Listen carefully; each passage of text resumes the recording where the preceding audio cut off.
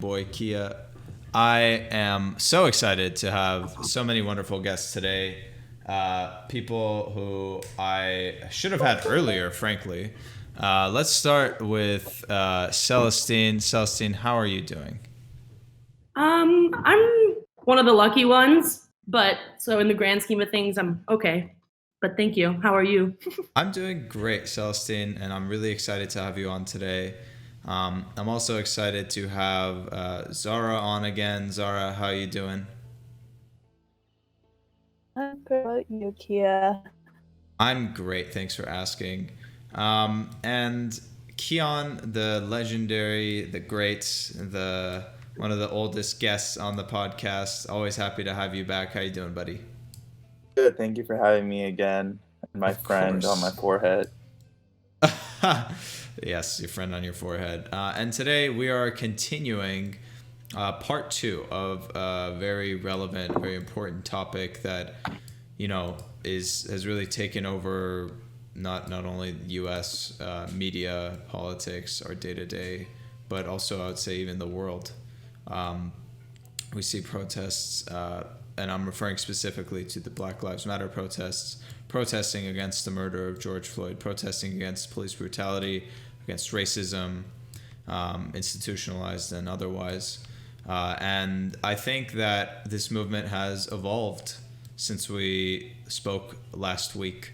I think that we saw a very focused movement grow to something huge, and it was worldwide last week as well. But we see that everyone's issues that they've tackled independently in their own countries are now like they're basically fully like maturing. Like, let's say the protests in London are now about specific instances in racism in the UK, because maybe police brutality is not as big of an issue in the UK as it is in the US, and maybe that is still a part of the dialogue there. But we see a lot more focused, institutionalized, and colloquial racism. Actually, I wanted to ask you, Zara, since you are joining us from the UK, I know that the coverage of the US is basically the same as it is here. But as far as the protests go in the UK, what are the specific things that they're protesting there as well?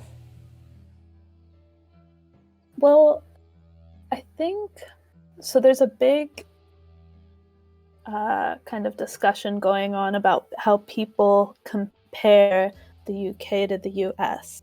And everyone says, kind of, oh, but we're not so bad because there aren't like videos of, you know, people being killed by police necessarily, or there aren't as many, I guess.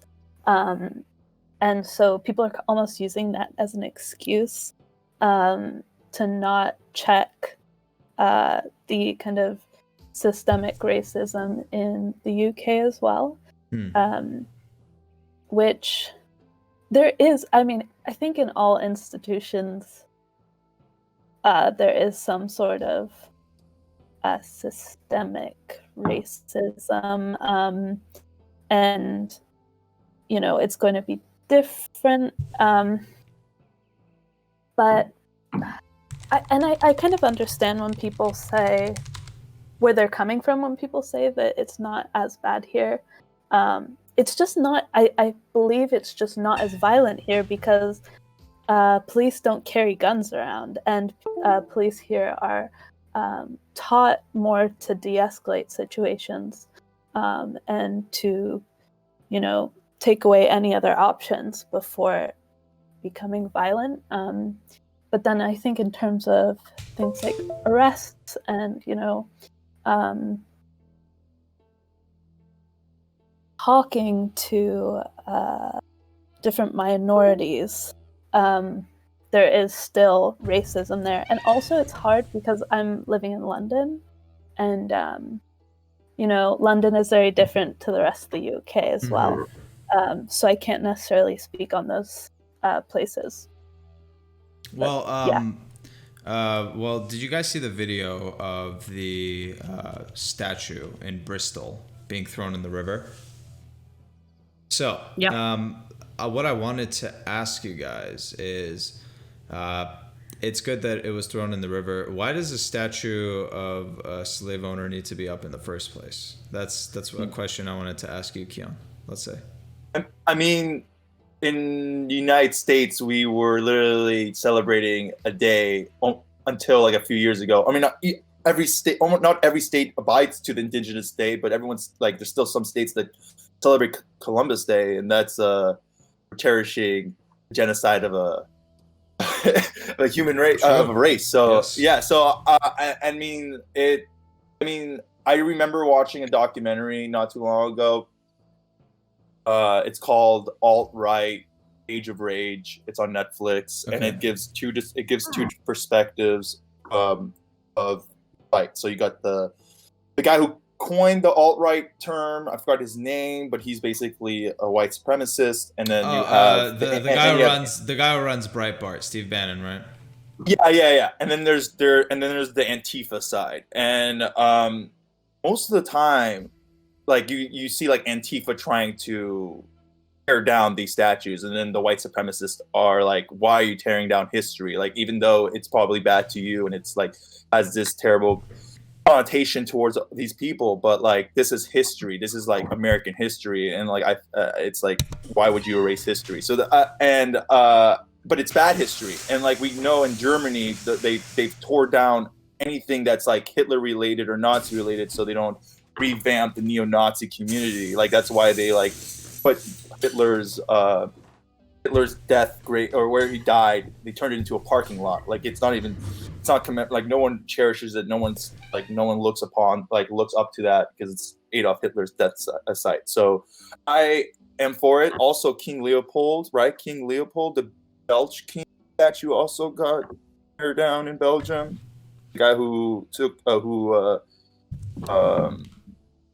went into Congo and took Congo for himself. I didn't know that. I mean, like, yeah, but it's a pride thing at the end of the day, right? It's like, there's people who have their certain belief systems that they hold on and they cherish a lot, and yeah, it's like a sense of pride and patriotism in a way. So for some people, so I get it, but at the end of the day, like, it's just going to grow more people like who will adopt some sort of like prejudice towards people, and so I mean, like, good, and finally we're moving towards the right direction, but like, there's still a lot of other things, like football teams that are named after racist things, like Washington Redskins. Like they're I know, it's like ridiculous how we're still like talking about this and it's not being done, but it's slowly moving to a better place. So yeah, that's my point. No, good points. And you brought up a word that I kind of wanted to touch on, the group Antifa. All right, so this, I want to clarify, is like a buzzword used by right-wing media to discredit any sort of leftist movement, because you have our president who has labeled Antifa as a terrorist organization, which is humorous because Antifa is not even really an organization. They don't have leaders. It's like, it's a movement. It's exactly. It's like a belief system more than like an organization. And I'm not here to defend Antifa or, here to say, oh, I'm a part of it. No, it's just to say that it's a misnomer. Even when you said, Keon, like, oh, Antifa tears down statues, that's what they want you to think. That's like, I saw a group of protesters dismantle a statue in Bristol. I didn't see Antifa necessarily. And it's not to say that there was nobody who identified with Antifa there, but more so that it's easy to discredit people fighting for social justice, for progress, for things like that, by just labeling them by some group that is somewhat known to be terrorist. Like, people think, oh, if alt-right is yin, then yang is Antifa. It's like, oh, they're opposites. But that's not really true. Like, you can point out obvious figureheads for the alt-right. Like, if you remember Milo Yiannopoulos, he was a like crowning piece of the alt-right when it was first forming. and it was a spinoff of the Tea Party, really, from the 2008, 2009 years. And Steve Bannon, you correctly pointed out, who was at one point the owner of Breitbart, he's credited with really kickstarting the movement. What people don't understand about the alt-right is that a lot of it is full of trolls and trolling. It's a bunch of edgy teens, like literally teenagers, not even adults, like teenagers, high schoolers, who are like shit posting on 4chan. And then while they ironically make posts, people take them literally, and then people who are maybe older or younger or whatever, they spread it, and it becomes a whole belief system. So it's like, it's ridiculous that this movement is like formed half by trolls, like half by actual like people who adhere to the ideology. What were you saying? Okay, imagine these trolls. These trolls probably live in the household where their parents are advocating for this. So I'm just gonna say it's wherever you're born, like wherever you live or where you grow up from. That's where sort of you're gonna get your sayings, your doings. So I just feel like if a kid's acting out, it's because of the parents. That can be a part of it. I mean, like, of course. You don't like, again, like you're not born with hate inside of you. Like people teach you hate. So like, I mean, at the end of the day, like it's the people that you surround yourself with. But it's also like edgy, right? And like a lot of kids go through an edgy phase who don't have like abusive parents or who would have loving households, you know? I agree. It's just the point you just brought up. I just like thought of it at the personal level because I had a friend who he's a Trump supporter. He's no longer my friend because his social views are very they're puzzling to me, and it makes no sense. And he's a Persian man too, so it made no sense to me. And his what I was gonna bring. Oh, so he basically what were we just? We were saying you were saying about how people who come from troubled households. He follows whatever his dad does. So ever since he was a kid, I can remember everything his dad does, he does, and he has no concrete points to why he supports Trump. The only reason why he supports Trump is because his father supports Trump, and it supports his business. So I just feel like at the end of the day, it's like, yes, you don't have to follow your father, but at the end of the day, it's like your role models at the end of the day are your parents, or most of us are role models are our parents. So whatever your parents say or do, I follow. So that's what I'd say, and especially as a kid too, because you don't really know what is up, and you're like you said, like kids are trolls. So they're most probably trolls because they have not that much information. They just want to stir the pot. The pot up. Celestine, what did you want to say? Like, if you think of Gen Z, those people are like anxious activists, and they're not listening to their parents. They're going and fighting for climate change. They're going and trying and make an actual tangible effect. So I don't know if I agree with you on that, Keon. I get it. Like, it's easy to get sort of taken over by your parents' opinions, but I do think that the new generation is really, really challenging that. In an incredible way. Yes, I agree. Celestine, I agree, but in the more like industrial places, people where like there's more diversity. I don't think somewhere in Arkansas, some like rural places in Arkansas, rural places in the South, there's gonna be these type of activism from young kids. I mean, I'm not saying all of them are not, but I'm just saying it's just less likely because the conversations over there are not the conversation we're having here. So I just feel like I completely get it. Like, I'm not trying to say like, okay, your parents are bad, therefore you're bad. But I just feel like because of how young we are as kids, and like he is like pointing out the trolls, I just feel like these trolls are mostly kids who are weak, not weak-minded, but they're trying to find a purpose, a meaning to life. That's sadly okay. So Keon did touch on an important point there. And that, I know we're kind of sidetracking, but I think it's important to bring. No. I think it's important to flesh these ideas out. Yeah, absolutely. The alt-right is definitely comprised of often like young white adults for a reason. They feel disenfranchised. They feel like they don't have a purpose. That's why they what am I saying? That's why they flock to Jordan Peterson. Like, have you heard of him? Like, he has a book, 12 Rules for Life.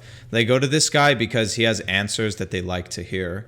And it's not that I think everything he says is wrong, but he also has an ideology. And by listening to this guy's advice, you usually, like you said, you listen to your role model, you follow their ideology, and his ideology is not conventional like progressive.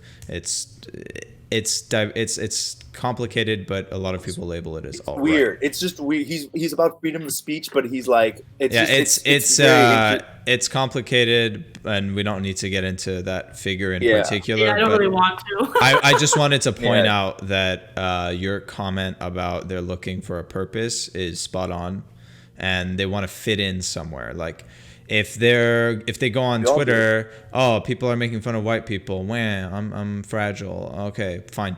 Now, where do they uplift white people? Well, white supremacists uplift white people. So, like, it's a lot about fitting in, as well as this is a huge tangent, but we got into it because we were talking about Antifa versus alt-right.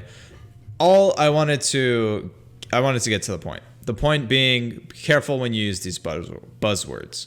Like, there are definitely times where it's accurate and where it's true, but to say, okay, Antifa dismantled the statue, well, do you know that for sure? And is it pertinent to the conversation that it be Antifa, or is it just protesters? Sarah? Also, to discuss like buzzwords and things, I think it would be interesting to talk about the media as well, and how they use buzzwords and how they use things like background music, and it's a 24-hour news cycle that repeats the same old thing over and over and over again. And there are media channels, I'm not just talking about the right, but that at the left as well, that do kind of rely on these tactics to get people watching and to like make sure that they don't click off, and that they maybe will put headlines that when you look into them and you read into them, they're not necessarily accurate.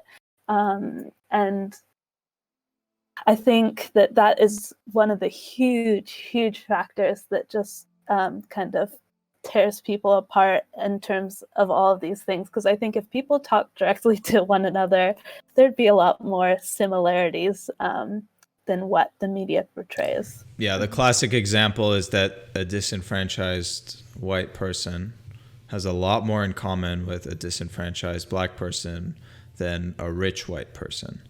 And that's where the fallacy of joining a white supremacist group, or being conservative and being a quote unquote temporarily embarrassed millionaire, which is what disenfranchised groups see themselves as often in the US, comes down to. So that's a very good point. And on the topic of the media, I think that's a great thing to hit on. If you go for it, Celsin. Sorry, I didn't mean to cut off, but before we move on, I can recommend a documentary called Hoax. And it's like, it looks into fake news, the fake news phenomenon, and the consequences of media misinformation. And it's basically interviews with people like Alex Jones and Jordan Peterson. So it's these people that have been accused of spreading that fake news. So it's a whole other side, but it's really interesting to like listen to how they react to their spreading of misinformation. It was interesting because it's obviously the other side. Like for me, that's considered the other side. So it was interesting to, see something that's biased for that side. I recommend it. It's called Hoax. And it's literally, I had to buy it or rent it. Oh, okay. I think it's like a $2.99 rental or something. Okay, yeah, it totally relates to exactly what we were just talking about. So I just wanted to throw it in there. I'm gonna put it in the notepad. I mean, just to stem off. Stem off what we were just talking about. There's this guy. He's been posting videos, and he's been in LA, and he posted his videos of like the cop car getting like smashed and burned, and you can see in a minute these guys like smash in a cop car like in sync, like planned out, and then they throw it in, they like burn the cop car. So on ABC News, there's a picture of that cop car, but ABC News twisted it and had literally they only have a still of 3 black teenagers breaking down the car, Yeah. and in the video, there was no one. There was no black teenager breaking down the car. It was all like Hispanic, white people breaking the car and doing it in sync. It was amazing. Like they broke the back cars, they broke the back seats first windows and the front seat, then broke the back rear window, threw the kerosene in, and it was all planned. But in the picture, you just see 3 black men destroying a cop car while everyone else is looking, and it's ridiculous. And my mother today sends me a link from Saturday saying pharmacy owner assaulted during riots in Santa Monica. Riots. There was no riots in Santa Monica on Saturday. There were peaceful protests. And yes, maybe like like we said, these words that are being used is misconstruing the fact that these aren't riots. These there are obviously people who are looting, but these aren't riots. These are protests and peaceful protests. It starts becoming a riot when these cops and these officers are misusing their power and they start shooting tear gas at each other, at us, and rubber bullets. It makes no sense why, and it's like Santa Monica. This is from a Santa Monica website too, and they posted this during riot. Like it's just you have to do your research. I feel like at the end of the day, because like we're talking about Antifa and like how we like the media misconstrues Antifa as a terrorism because of fact Trump called them a terrorist organization or terrorist group.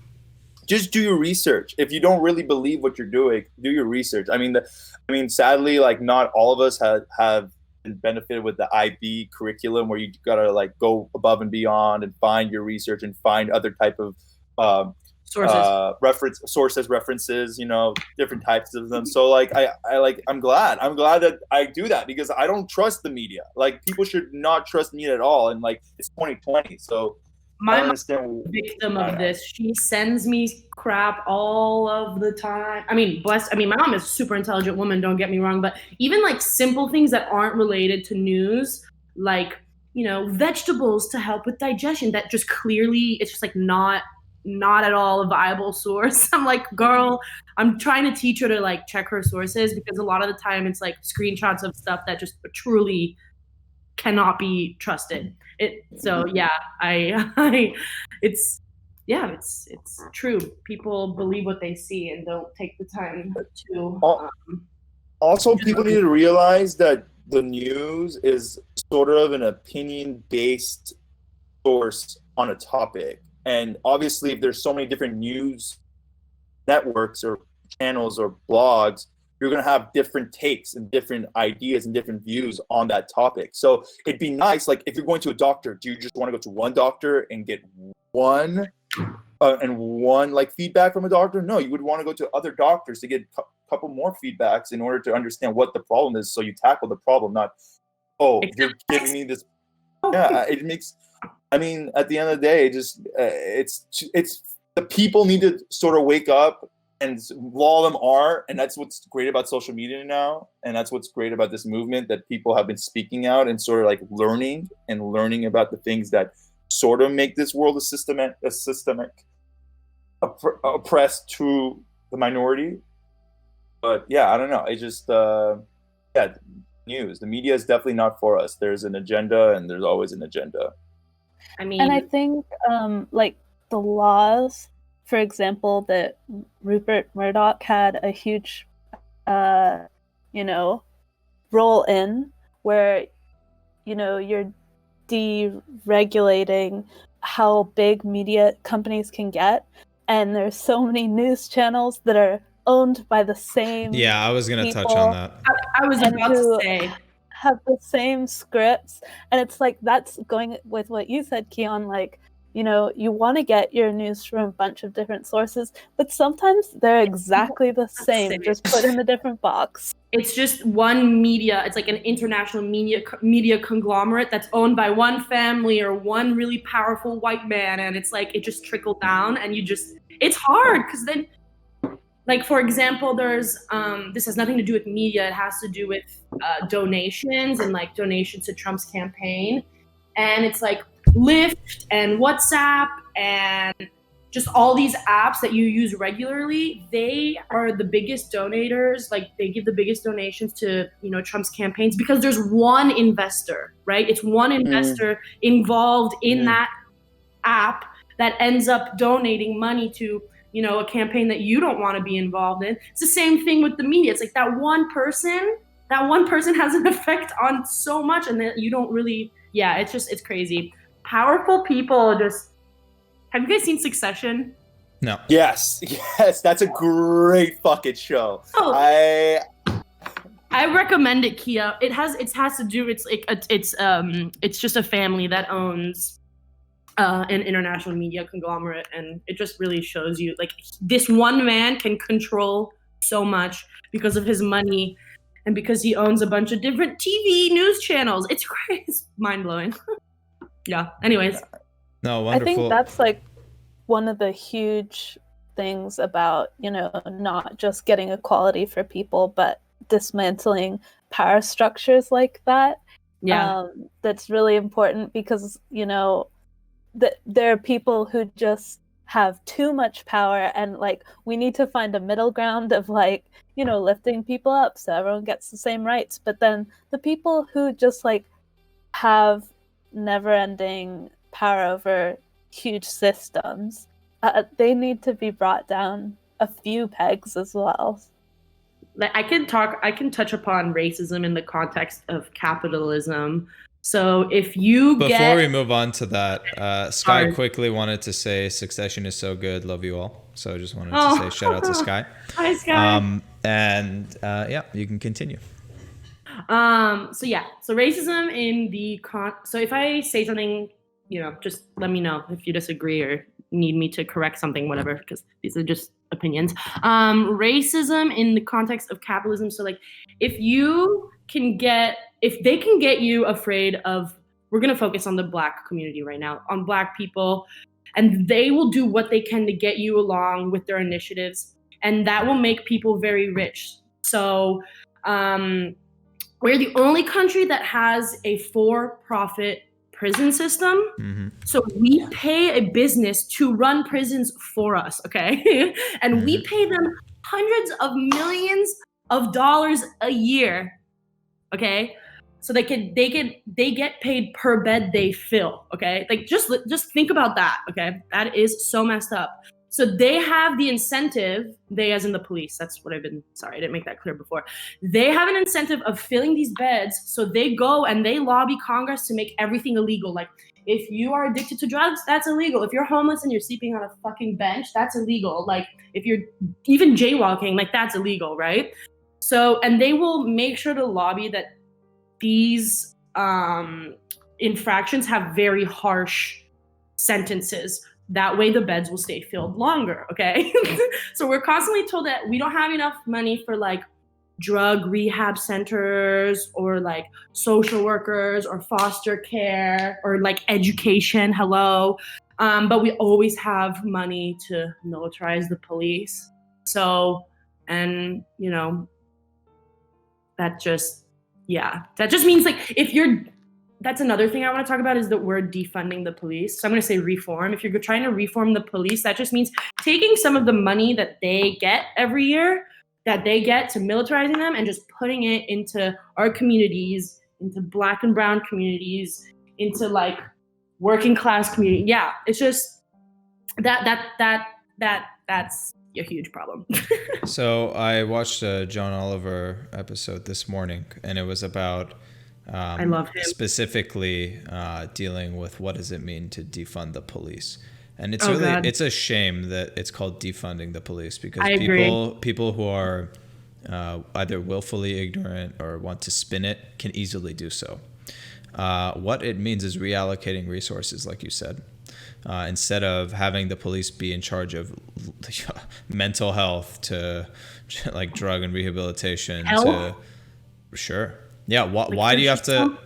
Yeah. They actually, you can actually spin it to say that the police have too much on their plate. Like, obviously they're going to mess up a mental health case or a drug rehabilitation case when their training is like basically how to kill brown people, So, you need to not it's not defunding the police. It's making their job more focused on actually, protecting and serving, right? Instead of meeting quotas, instead of, killing people. You're actually serving your communities. And you also have mental health resources. You have drug and rehabilitation resources. You have just separating all of the responsibilities that the police have, focusing the training away. And that's sort of where the restructuring comes in. Focusing the training away from the narrative of, okay, well, police are predators. Well, it seems like then the people that they are supposed to be protecting are prey, and that's wrong. That's what people are calling for. They're calling for changes in training. They're calling for less resources so that people who are better qualified can do the jobs that the police are in charge of currently, and so that we are left with a better system overall, and one that's more effective. Sorry, I sort of cut you off when I said that. My bad. Oh, no.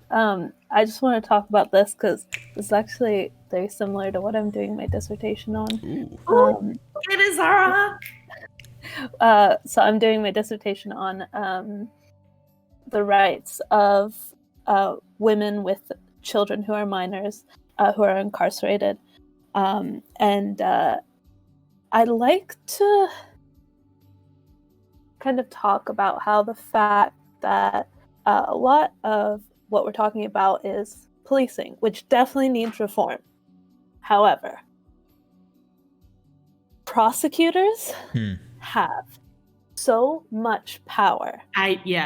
In terms of who is convicted for crimes. And I mean, there's also things like lawmakers where, we have the mandatory minimums are ridiculous and they don't take into consideration any specific situations of people.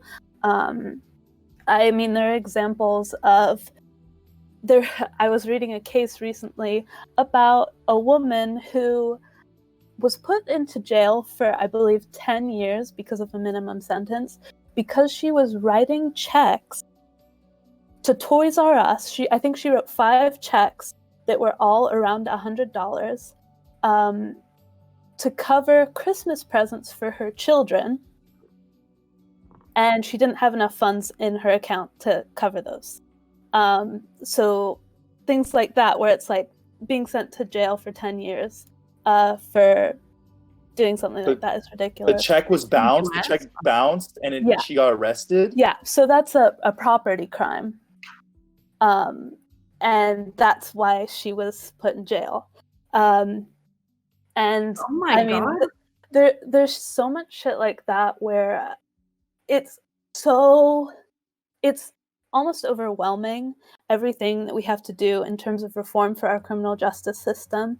I have an abolitionist approach where I believe eventually, hopefully, we shouldn't have to have prisons because, a lot of the people who are committing crimes either are committing crimes because they're disenfranchised and they're disadvantaged and they're, getting into crime because of their positions in society, or maybe it's a mental health issue. There's a lot, and I do agree that policing definitely needs to be reformed, but I also think it's a problem that needs to be attacked at so many different angles in terms of, you have to look at every single part of the criminal justice system. So that's police officers, that's prosecutors, that's public defenders, and how public defenders don't have enough resources to even look at cases because they have so many freaking cases that are coming into them that they can't even take a look at the cases and then figure out how. They make jack shit too. It's really sad. In addition to not having enough resources to even check out the cases, like they don't make any money. It's really sad. Yeah, it's crazy, and and then you have to look at judges and prison officers and lawmakers, and it's very overwhelming. But I think as long as we kind of make sure the conversation is about all of these things as well, because a lot of laws would make a police officer's job easier, and not having to stop as many people for certain crimes, and obviously there's an education factor for policing. But... Have you? Oh, sorry. Go ahead. No, I was gonna say education. 8 weeks. It just takes 8 weeks to become a police officer, and they go to the academy. Like, I mean, a police officer is 24/7, usually high intensity, risk level, mental state not the clearest, always thinking there's someone behind your back. So it takes 8 years to become a doctor, or 3 years to become a like a hairdresser. So there definitely needs to be some type of reform for education towards those police officers, and also a background check. I mean, like, there's a petition. I don't know if you saw it. There's a petition going around saying that police officers need to get a mental background check. Isn't that the one you sent me? Yeah, I sent you that. Yeah. I sent you that. Yeah. Sorry, go ahead. No. That's it. That's all I gotta say. I mean, it's amazing that police officers just need 8 weeks to become a police officer. So I'm going to quickly bounce off Zara and then go back to the defund because I have a comment I want to make. Zara, have you heard, I'm sure you have, the podcast Serial? Okay, that just reminded me of that. It taught me so much. It taught me so much about the criminal justice system in the US, and it breaks my heart. There are so many good people out there really trying to make a change, because and then there's so many dicks, so many horrible judges that just go and like pick at you because they know your trigger points. They know that you have several kids to take care of. They're like, are you pregnant? How many kids? Are you a Black woman? Are you married? It's like, oh my God. And these are things that's not a judge's responsibility at all to be. Anyways, that pisses me off.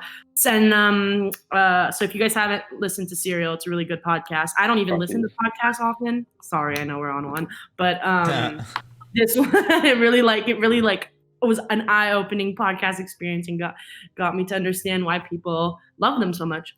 And so the word defund, that word really bothers me because this far left rhetoric will help Trump, I think.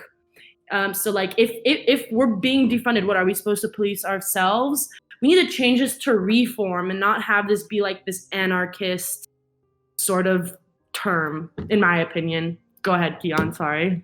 The reason why I'm for the defunding of the police is because watching that graph of allocation of money in Los Angeles, and you literally have a graph where it's $3 billion to the LAPD, and then you don't even have $500 million allocated to everything else. So like community reform, education, all these other things that are important to the people. Not even $500 million. And we literally took away $150 million away. I mean, Mayor Garcetti said $150 million from the LAPD, which is nothing. And where are you going to allocate that to? So I just feel like at the end of the day, defunding the police is going to make a statement just because of the fact is that they've been pumping money in the police for so long and nothing's been happening because they've been, I guess, riding the whole law and order. Keon, she's not against the idea. She's against the word. I understand that, but the things that we're not acting with violence by saying defund the police. We're saying defund the police with that harsh word defund. I just feel like if we said anything else... Exactly, that's an issue. That's an issue because we're not trying to defund it completely, right? Like you're trying to reform it, and this kind of far left stuff is what's going to ignite the far right, like to go against us even more, and will support Trump, I think. But then again, I understand that the word defund has been used with regards to education for years, so that it is problematic. But I do think that the word that rhetoric needs to change. It's just too easy to spin. It's too easy to spin. I agree, but if people looked into it, I mean, we're saying other things than defund the police. Keon, you're assuming people read between the lines. They don't. No, Zara, what did you want to say? Let's let Zara hop in. I haven't done too much research into this, so this is just like kind of a general question. But aren't there some people on the right that like would also want to defund? Like, isn't their whole libertarians? Thing, like, yeah, exactly. And I don't know. I feel like I mean, I think reallocation of funds might be a little bit more palatable for people, but I'm thinking that some people on the right can get behind anything that's like defund any government okay, institution. but you're forgetting it attacks their family values. So, for example, in the John Oliver episode that I watched today, he showed a clip of Tucker Carlson, and what do you think Tucker Carlson had to say about defund the police? Oh. Okay, they're going to defund the police? Is this what the radical Democrats want? Oh, the radical Democrats, okay, maybe they're fine in their gated communities, but what about you? You're not safe from rape, you're not safe from murder, you're not safe. Like, that's the rhetoric, okay? When you have a word like defund the police, it's a classic example of spinning the details, ignoring the, like, not reading between the lines intentionally as a news network, and easily like just brainwashing a bunch of people who don't read between the lines and just accept whatever headlines they're thrown at to begin with. So I completely understand that what you're doing is defunding it. Why are we not calling it defunding it? We've called it defunding education. Why can't we call it defunding the police? Well, it's because people can easily spin it. There's a reason that pundits called it Obamacare, right? Because if you're anti-Obama in one way, as someone who doesn't read between the lines, you'll be anti-Obamacare for sure, even if it benefits you, because again, you don't read between the lines. So I don't know why we wouldn't use the same tactics to relabel this. I think it's just smarter to relabel it to something else, and you can easily get more backing when you don't call it defunding. Keon, yeah, what's up? Well, there has been backing already, because I just said prior to this podcast that Minneapolis has basically disbanded their police department, and now they're trying to do a community-led police type thing. So I feel like if you say defund the police, they're not going to probably defund it, but they might restructure the police system. That's what I'm saying. Like, why not call it reform? Has there ever been a protest in this world? Peaceful protest where things have actually changed when we peacefully protested. Nothing has really changed. I think in India. But no, in the United States. I'm not talking about India. I'm talking about the United States. Okay. Yeah, well. So all I'm saying is if you take terms to a next level and don't sound peaceful while saying it, yes, things will change, in my opinion. That's what I'm saying. It's like, of course, people won't be for defunding the police. That sounds crazy. But if you say it, people will start thinking about, okay, we might not defund the police, but we might do this. If you say just take $500 million away from the police, or $1 billion away from the police, like, oh, we're not going to take $1 billion away from the police. We're going to take a little bit less than that. They always give you a little bit less. So why don't you take it to the extreme and they give you a little bit less of the extreme? That's all I'm saying. Okay, well, you know what? I think we should think about this topic. I think it's a good time for a quick break. We'll freshen up. We'll think a little more about how we feel about this word defund. We'll come back and we'll pick right up where we left off. So stay tuned. We'll be right back. Okay, we are now back. We have our wonderful guests freshened up. We're roaring to... We kind of have like a mini debate between us. I feel like Celestine and I don't like the word defund. Zara and Keon are okay with the word defund. Keon had some points that he still wanted to make. So I'll let you go ahead, Keon. So I just think when in most, I'm not saying everyone, but like most of the people, and I think like human nature, you always take something to the next level because they're always not going to meet there. You're never going to expect someone to meet you at that level. They're always going to bring something a little less to that, to you. You know what I mean? You know what I'm saying? Like you expect something from someone, but he'll give you a little bit less. And that's what I feel like most of the time. So when you say defund the police, obviously that's going to scare people. Obviously, it's be like, what are these people talking about? You can't defund the police. Let's try to think of other things that maybe can please the crowd that's saying defund the police. That's where I'm coming I think the left wing has a real problem of, trying to meet in the middle and not holding a more intense stance. Spoiler alert, it's because they're not leftists. But go on. Well, yeah. Definitely. But I mean, I'm not talking about Democrats necessarily, but like the left, like in America. There is no left in America. What are you talking about? Who is Well, like Alexandra no, like, Ocasio-Cortez? Bernie's not even a socialist. Like, give me a break. I know what you mean, but I mean in the context of the U.S., not in the context Okay, of sure. everything. Sure.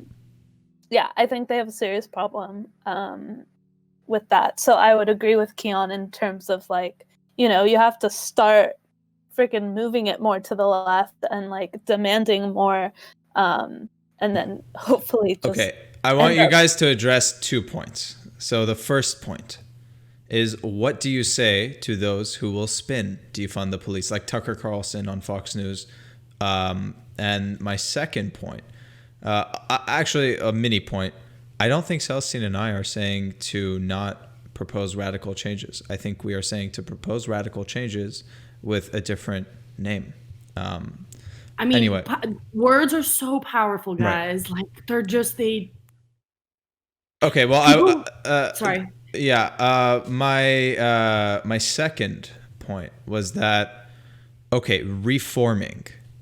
Where is the middle ground between reforming and not reforming? There isn't a middle ground. You either reform or you don't.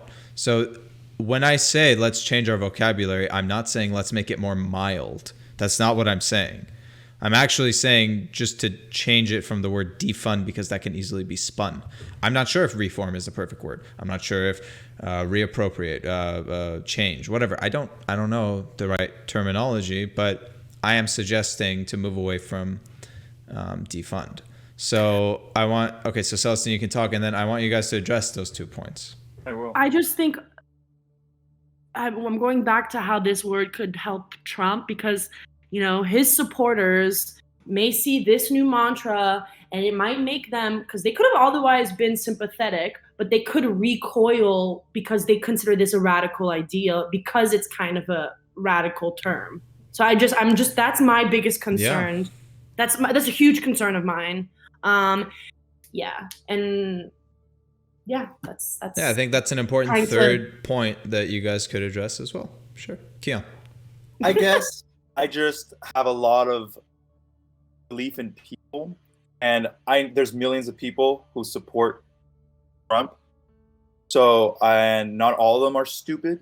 So I feel like when you say defund the police, and when Tucker Carlson's saying it, and all these millions of people watching Tucker Carlson, there's some people who are not literate, and the people who are literate. The ones who are literate, I hope they do, when they look at that, they're like, okay, defund the police. Let's see what their guys are talking about instead of just looking at the surface level. You know what I mean? I mean, I hope change some people's minds. Obviously, it's not going to change everyone's mind, and obviously, people are going to take that crazily, or like to an extreme. But I feel like at the end of the day, it might do more good, and it might change some people's minds at the end of the day who are against the Democrats at the end of the day. So that's what I just think. I have too much hope in people. That's what I think. I see the good in too much. So I just hope that does something like that. But yeah, that's me. I think no matter what you say, people are gonna like, I think especially if you're coming from a Democrat point of view, or a left-wing point of view or whatever, and you put labels on it, and you're like, no matter what you say, it's going to be turned against you. I think that we need to kind of maybe go towards, I mean, there's a huge problem with politics in America, and just like kind of polarization and everything. And I think that what would help that is to support movements and ideas rather than, you know, putting yourself in a box of, you know, I'm a Democrat, I'm a Republican, blah, blah, blah. Mm-hmm. Because I think that we're just losing so much. And I think that, you know, a lot of people would, I love those websites where you can like, they take out any labels of Republican, Democrat, and you just click on what ideals you agree with, and then at the end sometimes you'll find that, you know, you follow. Do you have an example of a website? Well, I I was- only have UK examples of websites. Sure, but I give me don't one. even Give me think. one. I could I'm give sure- it to you in. Wait, I would have to look it up because I did All it right, for the we can last do it later. I election. just wanted to add it to the notepad, but go on. Okay, I'll look for it. But yeah, I think that there's so much that needs to be taken apart because what we're working with is not working at all. And it's just the polarization needs to stop. But given that that change has not happened, given that basically I'm asking you, what word do you want to be hashtag? What word do you want to be repeated on media by people who you agree with and people who you disagree with? I agree Defund the that police. reform. I agree that the word reform is good.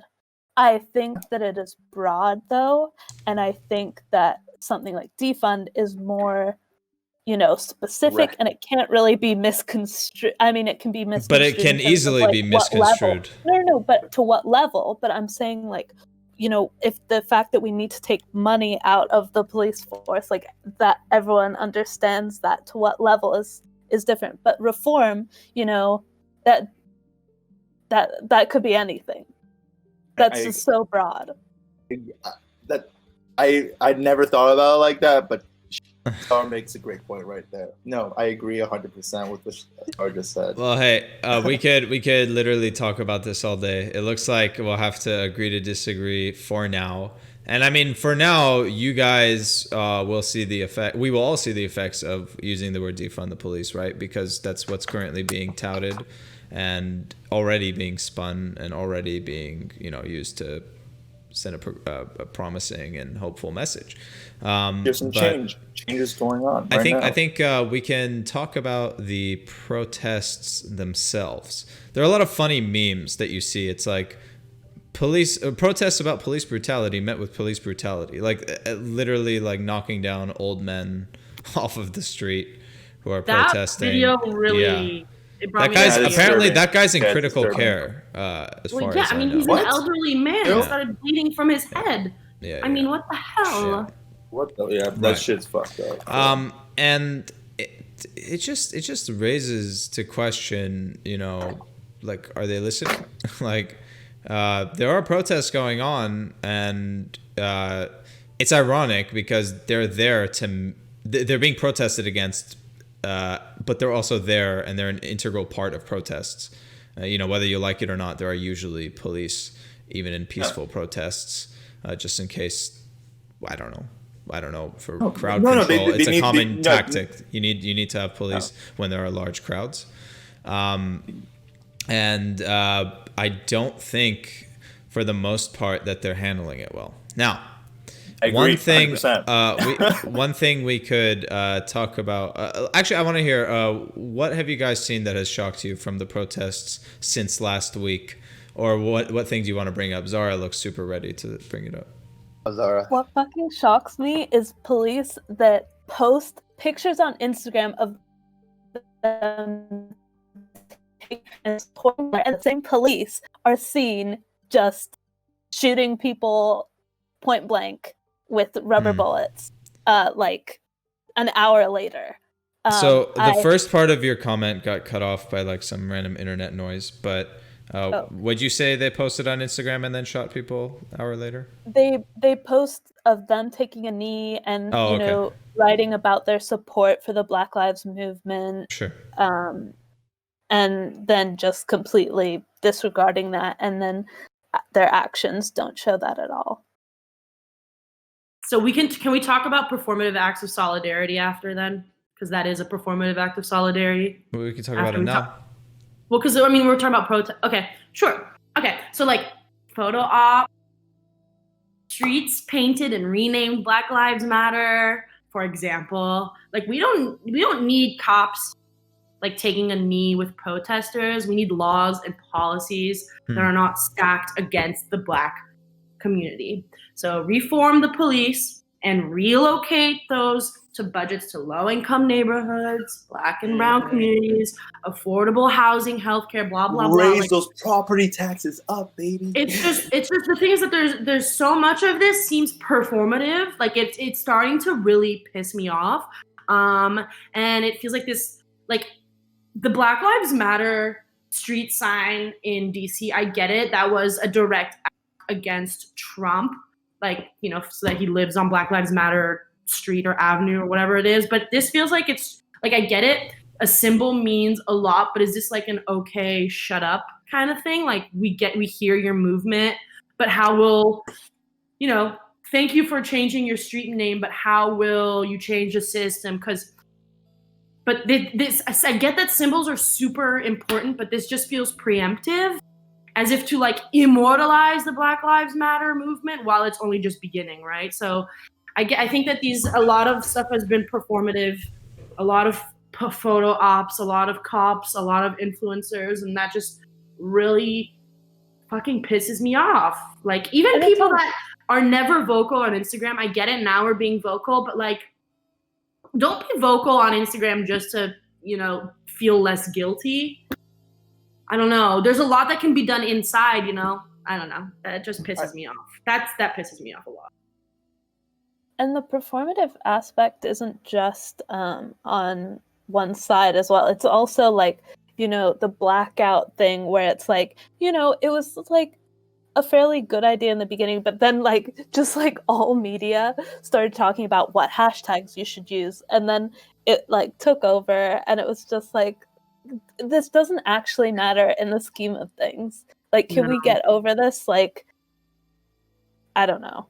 Again, another. We live in a world of social media rules the world, so I would have to say that, I mean, bad publicity is good publicity at the end of the day, right, Celestine? I don't know. Like the message is out there. Like even though I don't know. I mean, no. I'm just saying you're like publicity. The message is out there. That's all I'm saying. Even though if someone is feeling guilty and like is doing this for pity or whatever, it's like a pity post or something like that. The message is still out there. Someone's gonna read it, and someone's gonna probably do something about it or not do something about it. And that's what at the end of the day, the message is out there. And I completely understand that. It pisses me off when I see Karens on the street all the fucking time, like just like taking pictures for fucking Karens. For clout. No, it's fucking annoying. It is. I understand you, Keon. Sorry, go ahead. Finish. No, keep go. I understand you, Keon, because like influencers have an incredible platform, so if they repost one thing, it's going to be read by the eyes of potentially millions. I get it, but that's just like, that's lazy. We live in a world like that now. That's the thing. That you don't understand. The world's getting a lot lazier due to the fact that. Yeah. I think I have some important things to add to this discussion, because I think it's an important one. The neoliberal fallacy is pointing out things that are bad with the world and then doing nothing about it. What Celestine is describing is very much so a part of that construct. It's denouncing, this and that about police brutality. And then you're an elected official and doing nothing about it, right? That's classic neoliberalism. So to Celestine's point, yeah. Just writing hashtag Black Lives Matter, it's like, oh, sick burn to Trump. But is it a policy? Is it going to change people's lives? No. And on Keon's point, I think I'm with Keon in the sense that we shouldn't be attacking people who are only posting stuff on social media, because it's better than nothing. And if that person is going to be a sheep and just post on social media, well, it's good to be a sheep and do something somewhat productive rather than to do nothing at all, in my opinion. Yeah. So what I will say is that, the result of all this has to be reform, defunding, whatever you want to call it. And I think that it's going to be tough to see that. I have heard that thing you talked about, the Minneapolis Police Department, Keon.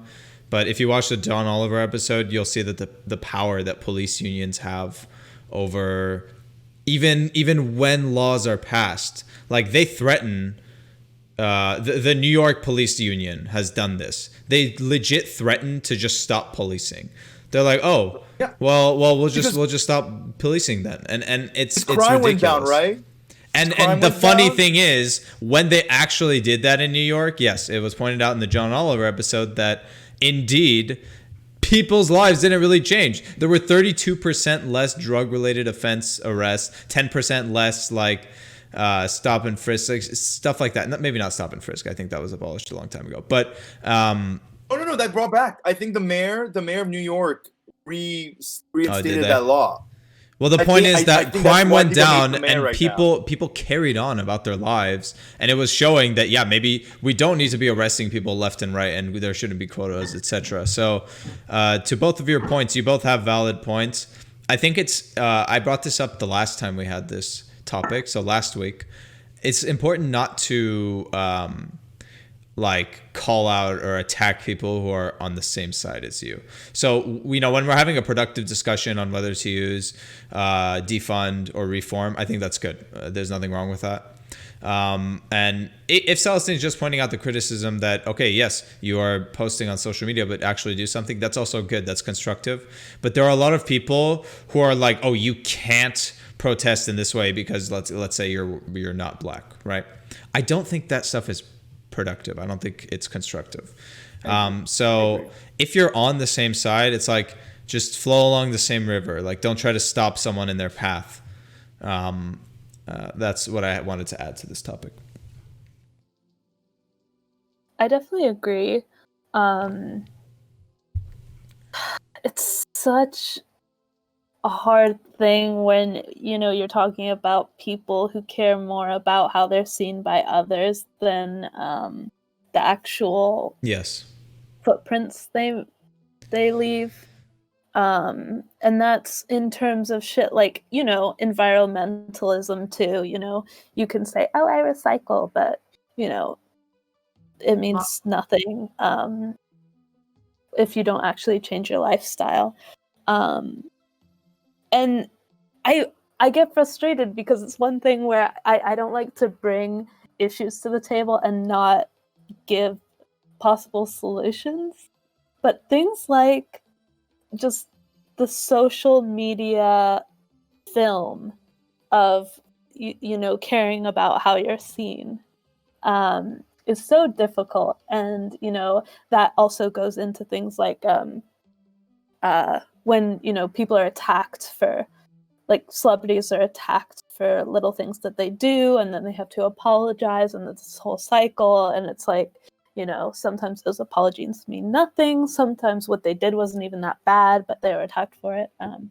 It's just like I don't know if it's a generational thing, or if it's like just comes with social media, but it sucks, and I don't know how that can change. So you talked about caring about how you're seen, but why do you care if you're seen negatively by racists, right?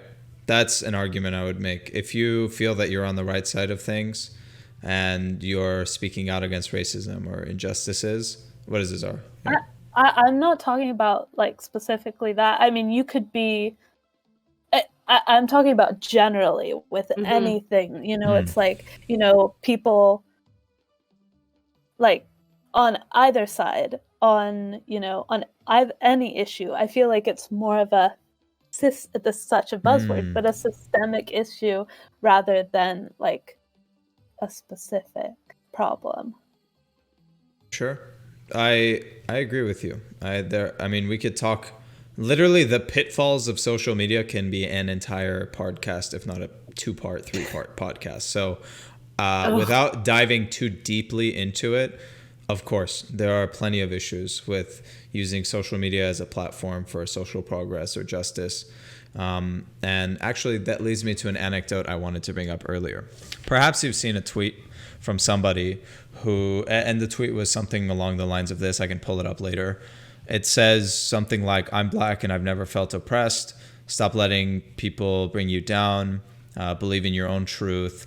Blah, blah, blah. Right? Like some tweet like that. And it was from some black dude. And he posts videos. So it's like a real person. It's not a bot. What I did want to point out is that his account was made on March of 2020. Okay. He was speaking out about against COVID in a bunch of videos and tweets at the beginning. And now he had one viral tweet. They got like, I don't know, 100,000 retweets and likes about BLM. What I wanted to point out was, I'm not certain of this, and it's borderline conspiracy that I'm even saying this, but there are accounts that are bought out. Like that could be an interest group's account, and they just have this guy who they're paying to spread their beliefs in a form of propaganda. And I'm not sure, are you guys aware of the bot problem that Twitter has? No. Okay, let me briefly and simply explain it. Bot accounts are not real accounts. Bot accounts means that it's a fake account Bots? and that BOGHT. BOT. Okay, I was Like a robot but okay, bot. Okay. Right? I thought it was BOT, but then okay. Yeah, Keep think going. these accounts are not made by real people. In some cases, they're artificial intelligence, but in most cases, they're like people who are pretending to be someone else, who are starting entire campaigns. But in some cases, they are like legit, just not people, and they're literally robots. They're spreading a bunch of tweets, and they start entire hashtags and make them go trending. Like that's how powerful bot accounts are. Like there was one against Iran. It was an entire bot campaign, and it was like hashtag like Iran causes COVID-19, like something like that within the last week. And my friend Asal pointed it out to me. So there are a lot of dangers in trusting only social media as your news source, or believing even some of the things you see on social media. Like, so if you felt like social media was a more raw source of information than the news, it's like, be careful. It's being corrupted as we speak, and people are figuring out ways to abuse these platforms. The very scary thing is that people who run these social media companies are perfectly happy having bot accounts roll around, because it brings more engagement, because it brings attention, and basically it's only good for their bottom line. So don't think that social media sites are necessarily fighting against these campaigns. They might not be for them. They might not agree with the message, but they're certainly complicit in not directly attacking them. So that's one thing I did want everyone to be aware of. The only thing I can think of is like combating stuff like that is kind of what Keon was talking about earlier, like critical thinking, just Yeah, teaching good luck with that. and integrating that into the education system. I know Sick it's kind memes of are a good one. I mean, but again, that's like a problem with funding education, and it's a lot to think about when there's so much shit going against you to properly make change, because you can change all of these institutions, but changing people's minds is a different thing, and you can't just tell people to listen to you and to agree with you. You have to make sure that they can look at all of this information themselves and make their own decisions. And, they think they are, but they're just being fed information by who they support. I tell my mom every day. She watches the same fucking news channel every morning. I'm like, bro, you gotta. On the topic of parents, I wanted to say they're not necessarily the people you have to try to convince. Like if they're stuck in their ideology and they don't seem like they want to evolve, it's okay to let them be, and don't damage your personal relationship with your parents. I mean, it's your choice at the end of the day, but I think going with people who are more open-minded and maybe on the fence, that might be a smarter use of your resources. So trying to call out every racist uncle, I mean, how far is that going to go? I don't think that's effective. I think going after maybe young, more impressionable people who are willing to listen to what you have to say, that might be more effective than going after a racist uncle. Well, it's definitely effective because it worked with Hitler. Yeah, I was about to say. Wait, what was that? The Hitler Youth? Is that what you said? Well, I mean, that's because you're talking about more impressionable people, and Keon touched upon it earlier, like people seeking out like guidance. But so also, sorry, go ahead. No, it's okay. So like we know it works. We know Yeah. that if you don't, it works. Yeah, but people still try to convince their parents. Like I was just trying to say, like, you know, maybe shift focus away from people who are less likely to change their minds and just. I'm not saying take advantage of literal kids, but talk to your peers. You know. It's just hard. Yeah, I'm not. I mean, I don't fully like parents. Yeah, if you've already tried, but like still talk to elderly people. Try to like speak your Yeah, mind, I'm not try saying to avoid them, but like don't Yeah. keep you know yelling at a brick wall either. That's what I'm trying Oh, to say. I'm done talking to my parents about social and political. Yeah, and that's issues. okay. But you have to understand that's okay. You know, like people No, it is will tell okay. you, It's completely okay. people will tell you, oh, you're complicit if you haven't convinced everyone around you. Like, what are you talking about? You know, you can't. You can't be tasked with changing everyone's Yeah. mind and making wine out of water. Like you have to be realistic. And completely agree. it's just I have to point that out because I see that so often. Like, oh, you're complicit if you're not talking to every single person you know. It's like, all right, you know, it's a movement. We have to look at what's possible and what's not. Zara, you look eager to say something.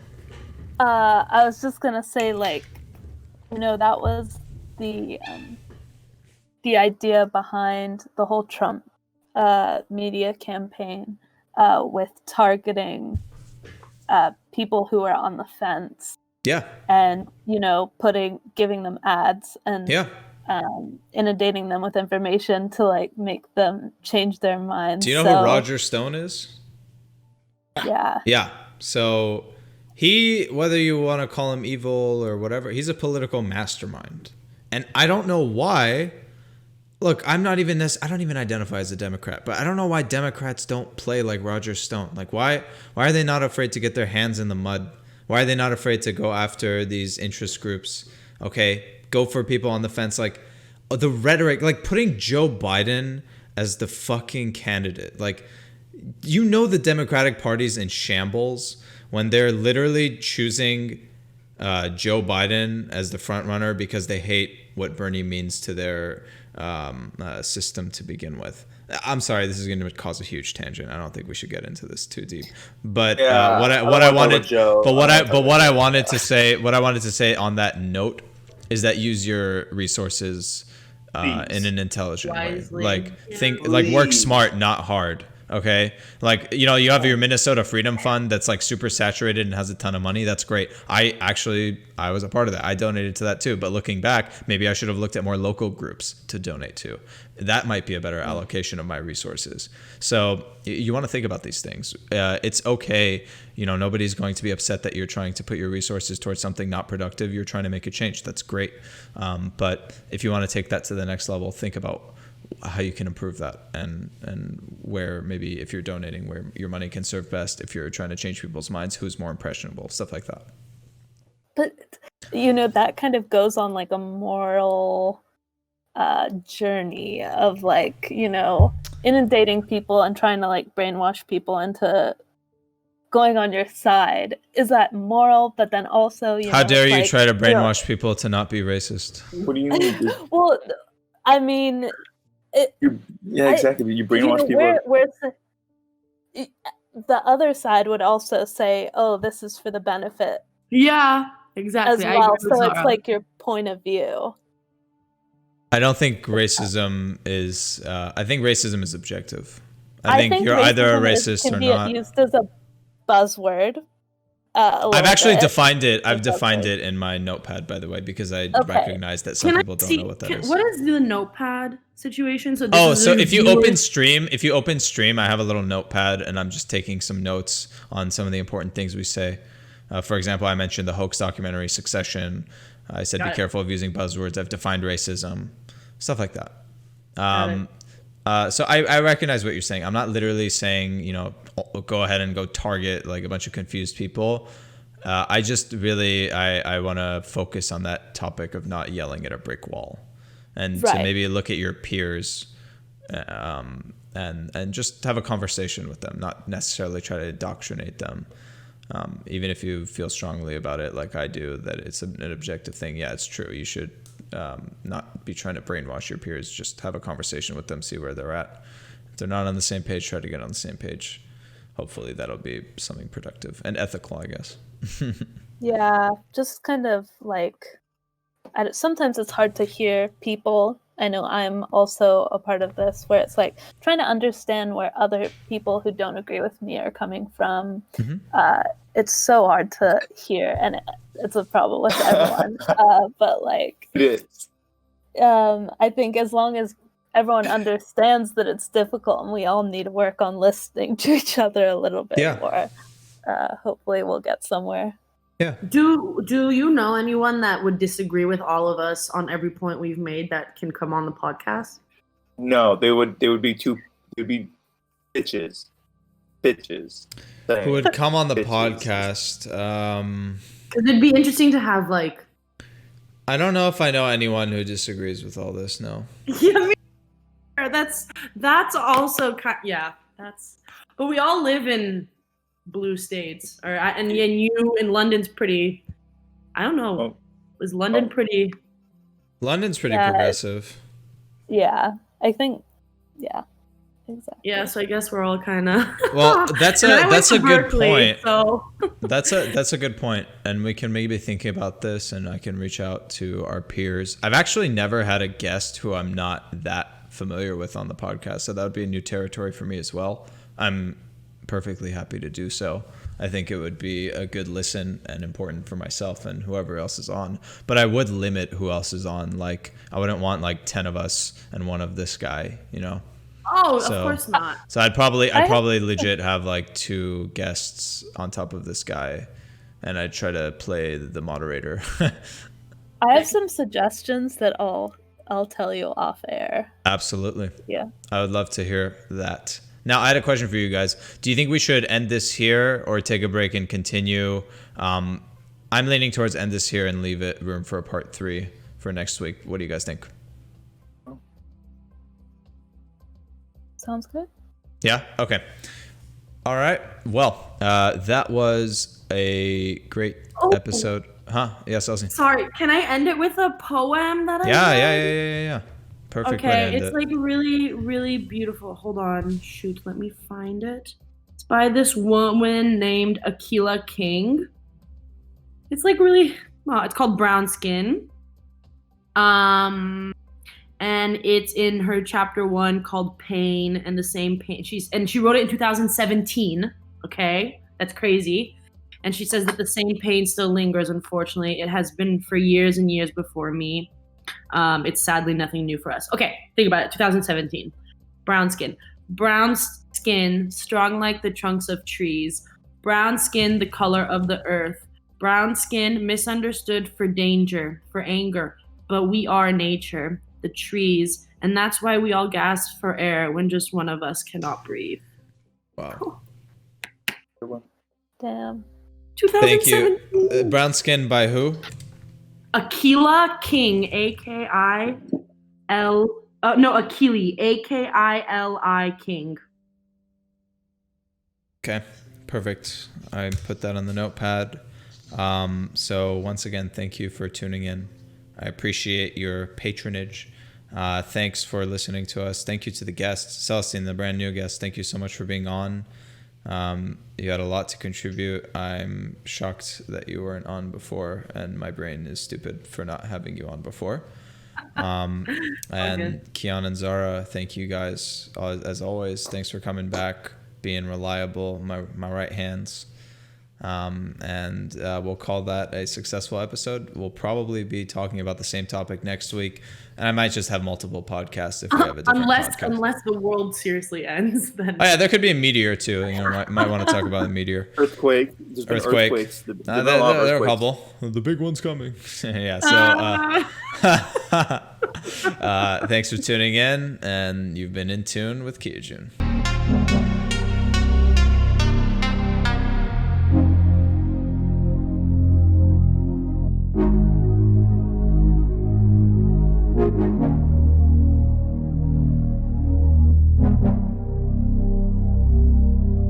Ha ha ha!